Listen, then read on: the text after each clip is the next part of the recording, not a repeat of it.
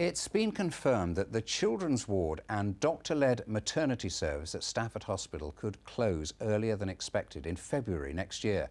Campaigners made a last-ditch legal bid today to block the process, but a judge described their efforts as hopeless. Our health correspondent Michele Paduano reports. There's been a Dunkirk spirit at the protest camp outside Stafford Hospital, which has been running now for 12 days. Free ice creams for children, the first letter delivered by post, and absolute determination. It's an injustice because it's quite evident that people in Stafford aren't going to get the health services that they need.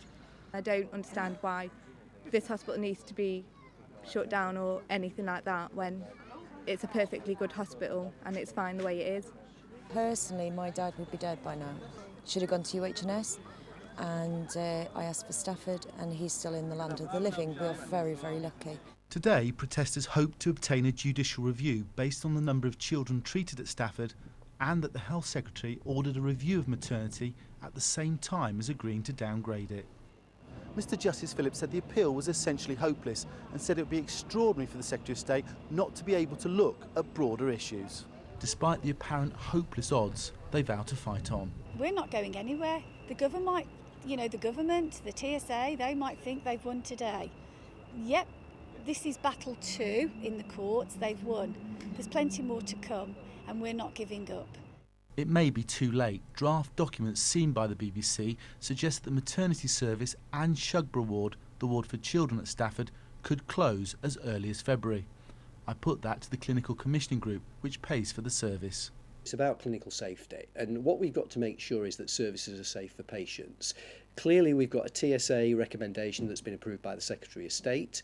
We've also got Secretary of State asking for a review of maternity services, but that must be in the context of ensuring patients are safe. And if services aren't safe and we have to make a judgment at an appropriate time, then services may have to move earlier than we would want them to under the present arrangements. Documents also suggest that there could eventually be redundancies, so it may not be raining yet on the People's Camp, but the outlook is decidedly gloomy. Michele Paduano, BBC Midlands Today, in Stafford. And Michele is here right now. It's closing sooner, it's closing later. What on earth's going on? Well, a person no less than the Prime Minister wanted another review into maternity services. You can see why they might want this to limp on beyond the next general election. University Hospital North Staffordshire have always said they wanted to close it early, and one of the main reasons for that was they wanted to take out emergency surgery quickly.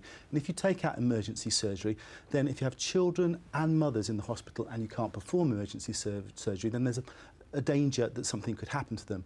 And people have said to me behind the scenes, if there was anywhere else but Stafford with all its history, then maybe you could put something together to keep maternity services there, but nobody really wants to take the risk on safety. So do you reckon this is the end of the road for the campaigners?